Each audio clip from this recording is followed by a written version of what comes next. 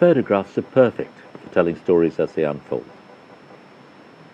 for showing us things as they were, for recording moments as witnesses. But how does one photograph an idea? How does one show what cannot be touched, or perhaps not even seen? These are precisely the challenges we threw at 5 talented photographers from across the globe. The UN organization IDLO deals with the rule of law. But law, as is written in textbooks or practiced in courts, might have meaning to lawyers and judges, but the rest of us need something more tactile than big words delivered by somber people in robes. We need to see how the law relates to our everyday lives. What law means for the ordinary citizen. The law as a lived experience. That was why IDLO decided to use photographs to get the idea across. That was also why they chose the agency Majority World to produce and curate the work. Majority World works with local photographers, and the idea was that the photographer would come up with ideas that conveyed the core issues that IDLO wanted to get across. So the photographers, scattered across the globe, were asked to visualize the law as it applied to their daily lives for the people around them. Farzana Wahidi in Afghanistan, Shehzad Noorani in Canada, Kabir Dhanji in Kenya, Vicky Roy in India, and Lucas Lenchi in Brazil became our storytellers. Each had a unique style. Each had a different tale to tell. They were all passionate about different things, and they all come back with images that were thought-provoking, sometimes beautiful, often lyrical, but always revealing. Farzana's work, largely around women in shelters in Afghanistan, relied as much on her ability to develop trust and gain access to women who were traumatized at many levels. Quite apart from the cultural taboos that accompanied photography, especially of women, were the psychological barriers that women, many of whom had been abused, had to overcome. Not only to agree to being photographed, but to allow their images to be seen by the public. It is a testament to Farzana's acceptance within the community that they felt secure with a photographer who they knew would respect their dignity and tell their story with an authenticity they could rely upon. Shehzad Noorani had been living with the First Nation people he photographed. He knew them individually, knew their history, their struggles. He was part of the community. His proximity with their movement results from the fact that he breathes the air that they breathe.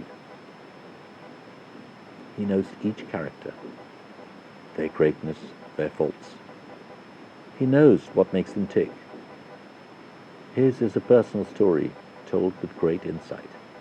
Kabir Dhanji shows the power of energy through its absence.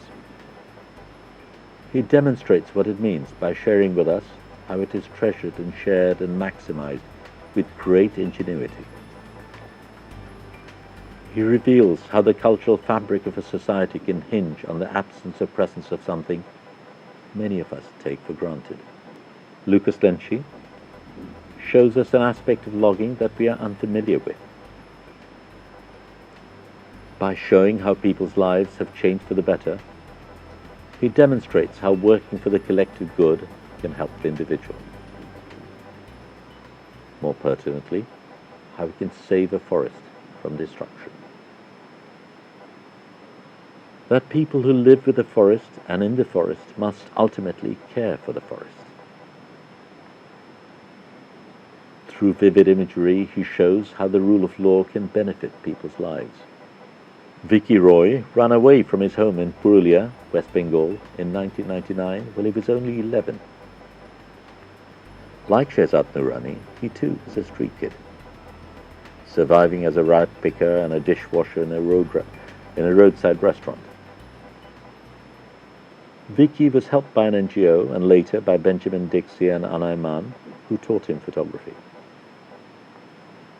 Today, Vicky is a rising star in India. His images talk of the conflict between development and environment and confronts us with the mire of consumerism. He also demonstrates how the judiciary can play a role in ensuring environmental balance.